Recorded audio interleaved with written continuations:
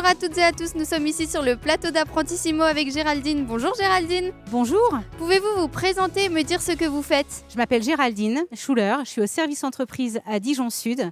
Au service entreprise, on enregistre les offres d'emploi, on recueille les besoins de recrutement des employeurs, on enregistre les offres et on trouve des candidats adéquats à mettre en face des offres. Pourquoi êtes-vous présent ici sur le salon d'Apprentissimo? On est venu ici présenter notre offre de service pour qu'ils sachent qu'on a des applications en ligne, on a des sites qui s'appellent La Bonne Alternance par exemple. On les informe aussi du fait qu'ils peuvent proposer une immersion facilitée à l'employeur, c'est-à-dire un stage en fait, de faire un essai conventionné pour que l'employeur puisse les rencontrer sur le lieu de travail. Puis aussi, on a plein d'applications du type métier Scope où ils peuvent regarder quelles compétences sont attendues pour quel métier, l'offre et la demande, toutes les informations sur le marché du travail. Et comment vous suivez les jeunes? On a des conseillers en fait dédiés, spécifiques pour le suivi jeune, en contrat d'engagement jeune, qu'on appelle le CEJ ou le CEJ chez nous. Et ce sont des petits portefeuilles de demandeurs d'emploi de moins de 26 ans, avec des conseillers qui vont les suivre vraiment de très près et les accompagner pour toutes leurs démarches. S'ils ne sont pas indemnisés par France Travail, ils peuvent éventuellement avoir une allocation en fait, en échange d'heures travaillées ou de prestations accomplies, etc., de démarches de recherche d'emploi. Et quels conseils donneriez-vous aux jeunes qui se lancent dans l'apprentissage? C'est de postuler au plus vite, c'est-à-dire de ne pas attendre s'ils sont en dernière année de formation cette année, par exemple, s'ils sortent de l'école, de ne pas attendre la fin de l'année ou même l'obtention du diplôme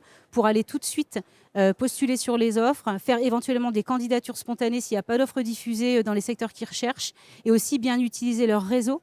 C'est-à-dire s'ils ont fait des stages professionnels et qu'ils n'ont que ça comme expérience dans leur CV, de bien relancer les personnes avec qui ils étaient en stage. À France Travail, on intervient aussi dans les lycées ainsi que la mission locale dans le cadre d'un dispositif qui s'appelle Avenir Pro, où on va informer les jeunes qui sont en dernière année d'études sur le marché du travail. On leur dit de postuler rapidement, le plus vite possible sur les offres d'emploi.